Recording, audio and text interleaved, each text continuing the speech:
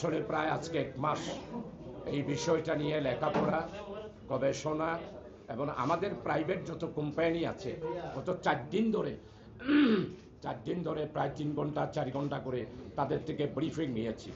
আমাদের দেশ এবং বন্দর কর্তৃপক্ষ যেটা বেসরকারি খাতে যারা পরিচালনা করছে তাদের তো নাম আপনারা সবাই জানেন। দেশের স্বার্থে আমরা এটাকে সাপোর্ট করেছি এবং গত 8 মাস ধরেও আমরা বলেছি যে আমাদের দেশের স্বার্থে দেশের যারা কোম্পানি, যাদের অভিজ্ঞতা রয়েছে, যারা কাজ করতেছে তাদের সাথেই করেন, বিদেশকে এখানে ঢুকাবেন না। বিদেশকে ঢুকালে আমাদের নৌবন্দর, আমাদের নৌবাহিনী এবং আমাদের স্বাধীনতা, সার্বভৌমত্ব এবং আমাদের কর্তৃত্বটা টোটালি চলে যাবে। ট্যাক্স রেফারেন্সে আমরা বলতেছি যে আমাদের দেশের যারা আছে তাদের সহযোগিতা নিয়ে কাজ করুন। বিদেশকে যদি দেন তাহলে আমাদের কর্তৃত্বটা চলে যাবে, আমাদের চেয়ারম্যান সাহেব টুটু জগন্নাথ হয়ে যাবে, আমাদের বন্দর টুটু জগন্নাথ হয়ে যাবে।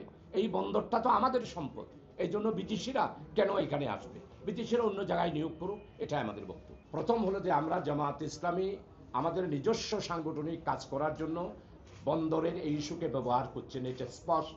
আপনারা জানেন ঢাকার পরেই আমাদের চট্টগ্রাম। আমাদের এই চট্টগ্রামের ঐতিহ্য প্রায় 1000 বছরের। আমরা কোনো হঠাৎ করে গজে ওঠা চট্টগ্রাম বন্দর নয়। এই বন্দরের বয়সও প্রায় 250 বছরের কাছাকাছি।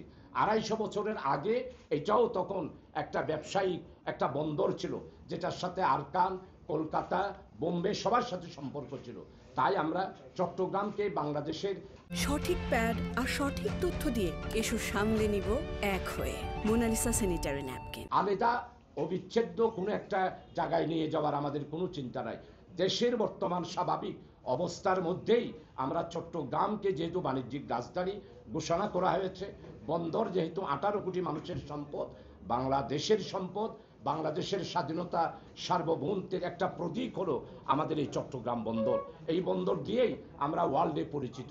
এই জন্য বাংলাদেশ জামাত ইসলামী আমরা যেহেতু আইডিওলজিক্যাল আন্দোলন করি, মানবতার আন্দোলন করি, আমরা শুধুমাত্র ক্ষমতার রদ বলে বিশ্বাস করি না, যেটা প্রমাণিত হয়েছে।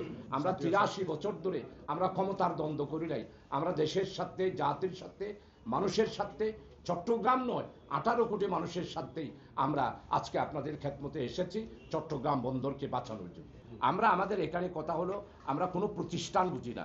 আমি শুধুমাত্র বিদেশিরা না দিয়ে আমাদের দেশের যারা আছে তারা বন্দরের কর্তৃত্ব, বন্দরের পাওয়ার এবং বন্দরকে আমাদের এখানে ক্ষমতায়ন করেই এই টার্মিনালটি আমাদের দেশের সাথে আমরা পরিচালনা করতে চাই। যেহেতু আমার এটার সাথে 4 থেকে 5000 শ্রমিক জড়িত রয়েছে, এইখানে 100 থেকে 200 বিদেশি ট্রেনিং নিয়ে এসেছেন, এইরকম লোকেরও আছে। যদি বিদেশের দুবাই কোম্পানি যারা আসতে চাচ্ছেন, তোরা যদি আসে, আমাদের এই 200 টেকনিশিয়ান এবং এই 200 দক্ষ অফিসার, এগুলো তো সব হাই হয়ে যাবে।